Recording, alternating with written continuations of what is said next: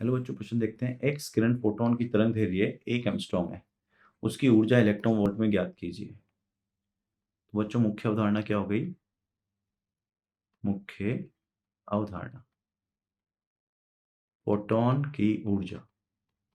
Photon की ऊर्जा। सबसे पहले बच्चों, फोटॉन क्या होता है? फोटॉन जो है, फोटॉन फोटॉन जो है आपका प्रकाश की ऊर्जा का सबसे छोटा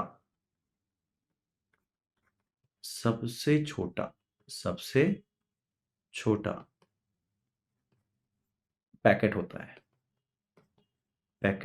ऊर्जा का पैकेट होता है जिसमें सबसे छोटा होता है। सबसे छोटा ऊर्जा का पैकेट मतलब ऐसे नहीं हो कि या इसको ऊर्जा का पैकेट बोल दो, सबसे छोटा मत बोलो, ऊर्जा का पैकेट होता है। तो ये ऊर्जा का पैकेट होता है। क्या होता है? फोटॉन प्रकाश की ऊर्जा का पैकेट होता है, या इसको हम बोल सकते हैं या प्रकाश का कण होता है, या प्रकाश कण होता है। प्रकाश कण, जिससे मिलकर पूरा प्रकाश बना है, प्रकाश कण।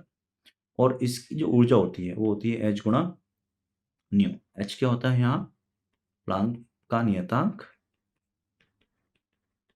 जिसका मान कितना होता है बच्चों? 6.6 सेकंड इनवर्स। न्यू क्या होता है? प्रकाश की आवृत्ति, प्रकाश आवृत्ति।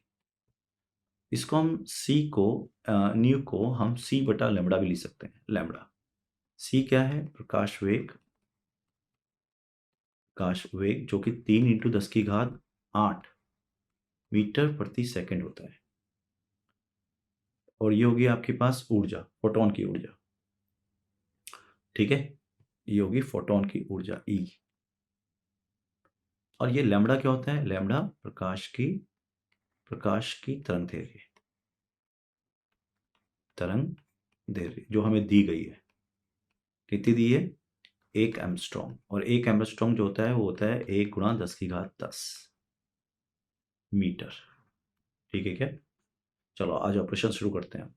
तो हमें बोला है कि 1 एंगस्ट्रॉम वाले प्रकाश के फोटॉन की ऊर्जा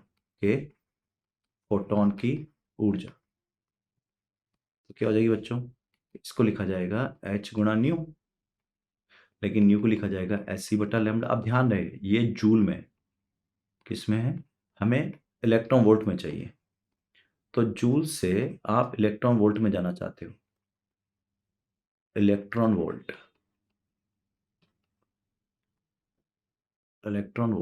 आप जूल से किस में जाना चाहते हो? इलेक्ट्रॉन वोल्ट में जाना चाहते हो। तो अगर मैं जूल से इलेक्ट्रॉन वोल्ट में जाना चाहता हूं, इलेक्ट्रॉन वोल्ट, तो बच्चों क्या करना पड़ेगा मुझे? जूल से इलेक्ट्रॉन वोल्ट में जाने के लिए मुझे E का भाग लगाना पड़ेगा।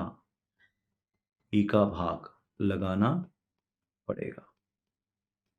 तो भाग लगा दो।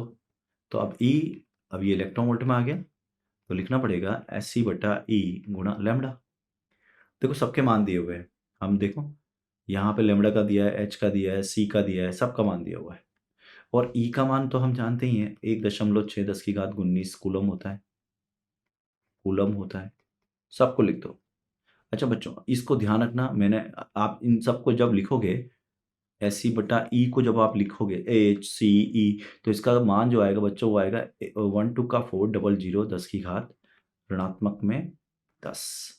तो बच्चों ये याद भी रखने के लिए बोलता हूँ मैं आप लोगों को कि इसको याद रख लो। तो सीधा याद रखो 1 2 4 ये 1 2 3 9 8 समथिंग होता है। ठीक है, लेकिन हम लगभग मान में 1 2 4 लिख सकते हैं। और गुणा 10⁻10, और ये हो गया आपका ई का माफ कर लैम्बडा।